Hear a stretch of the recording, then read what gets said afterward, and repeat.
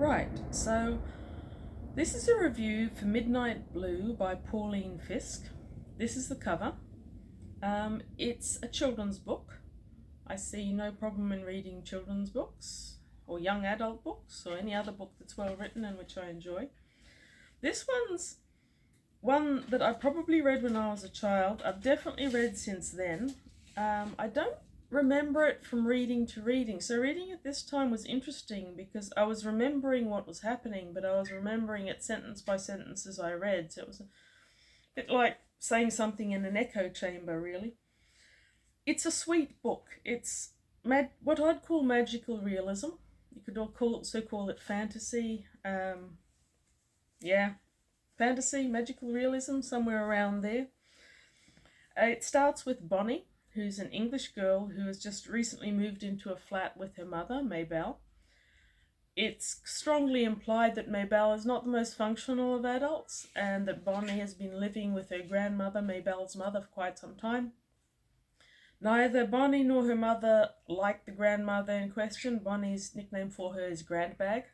She sounds like a horrible person. She's made out to be that way. Maybell's issues seem to be at least partly her mother, who doesn't give her credit and demeans and diminishes her at every possible opportunity.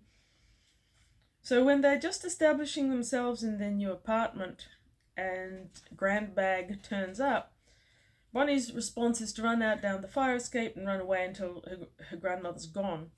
When she does this, she's running down the street with a ivy-covered wall on one side, and she ends up finding a hole through the ivy-covered wall and getting into someone's backyard. This isn't a particularly likely scenario in Australia, and probably not in America either. But having visited England, there's plenty of ivy-covered walls, even right next to council flats, so I suppose that's credible. It does feel a bit magical right there, though, because it's not something that I personally have experienced. In this backyard, there's a man working on a very strange project, which Bonnie spies upon. He's building a balloon. He's building a hot air balloon and pits to produce the hot air to make it fly. And when Bonnie talks to him, his aim is to make a balloon that will fly to the other side of the sky, which excites Bonnie because she's been dreaming about the other side of the sky for all her life.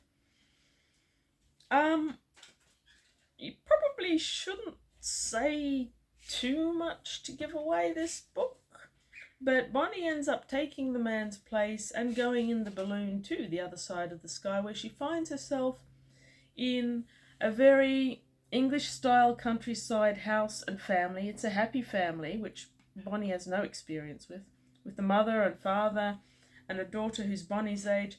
And in Bonnie's eyes, the mother looks exactly like her mother, Maybell, and the girl looks very much like her. So it feels a bit alternative universe there. Anyway, she blends in, she really loves it. The plot is much more involved than you would expect you could produce in 213 odd pages of children's book, and there's a lot of subtleties to Bonnie's experiences.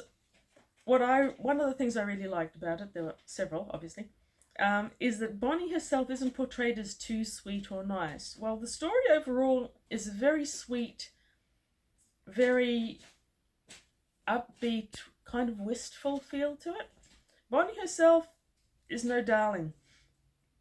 She can be mean, she can be deceitful, she feels bad about it afterwards, but she's as egocentric and self-absorbed as you'd expect a small child, and as defensive as someone who's had a patchy life at home. The writing is nice but straightforward. I think the writing makes it more of a child's book than anything else. The plot certainly isn't particularly childish, but the writing is often simplistic, and the solutions are certainly simplistic. There's a few things that you don't want to think about too much, leaving aside the balloon being filled from a fire pit and going to the other side of the sky, which mostly of us could question if we tried. There's small things and inconsistencies throughout the story that you could look at. I don't think you really have to. I think this is a book that you can very much enjoy for itself. It is quite a rich, complex story. It doesn't gel for me as much as some other stories, children's or magical realism that I've read, and I think that's partly why I don't remember it as well as I do, as well as I would a better book. But there is a lot of emotion that is quite mature. There's a lot of character growth, and the world building itself is quite fascinating and frequently eerie.